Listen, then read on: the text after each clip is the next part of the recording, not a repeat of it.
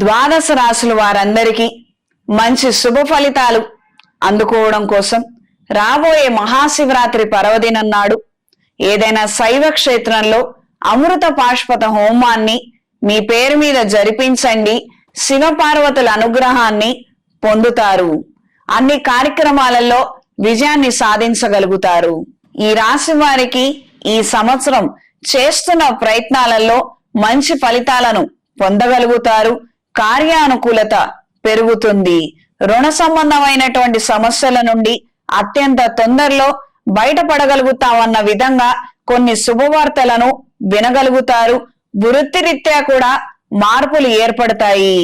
విద్యా సంబంధమైన విషయాలలో పురోగతి సాధిస్తారు. పోటీ పరీక్షల్లో అనుకూలమైన ఫలితాలు పొందుతారు. క్రీడా రంగంలో ఉన్న వారికి మీకున్నటువంటి అనూహ్యమైనటువంటి ప్రతిభ వెలుగులోకి వస్తుంది. ప్రజాదరణ సొంతం చేసుకోగలుగుతారు. కాంపిటీషన్స్ లో కూడా గెలవగలుగుతారు. పెళ్లి కాని వారికి సంబంధాలు కుదురుతాయి. ద్వితీయ వివాహం చేసుకోవాలన్న ఆలోచనలు కూడా నెరవేరుతాయి. విదేశాలు వెళ్లి చదువుకోవాలి, దూర ప్రాంతంలో మంచి కాలేజీలో చేరాలన్న ఆలోచనలు చేసే ప్రయత్నాలు శుభ ఫలితాలను అందజేస్తాయి. ఎన్నో రోజులుగా బాధ పెడుతున్న విషయాలలో నుండి బయట పడగలుగుతారు. ఎన్నో సందర్భాలలో తీవ్రంగా గొడవలు జరుగుతాయి, విమర్శలు ఏర్పడతాయి, పరిణామాలు మన చేతులు దాటి వెళ్ళిపోతాయి అని అనుకున్నటువంటి పరిస్థితులు అంత తీవ్ర స్థాయికి వెళ్లకుండానే పరిష్కార దిశకు చాలా సునాయాసంగా చేరుకుంటాయి. మంచి ఫలితాలందరికీ వస్తాయి. భార్యాభర్తల మధ్య ఏర్పడే చిన్న చిన్న చికాకులు సమసిపోతాయి. అన్యోన్యతతో కొత్త కార్యక్రమాలకు శ్రీకారం చుడతారు.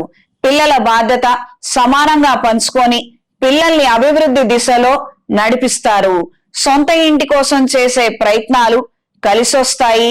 చిన్న వ్యాపారస్తులకి, సొంత వృత్తిలో ఉన్నవారికి కాలం సహకరిస్తుంది. క్రమేణా మంచి ఫలితాలను అందుకోగలుగుతారు. ఆరోగ్యం నిలకడగా ఉంటుంది.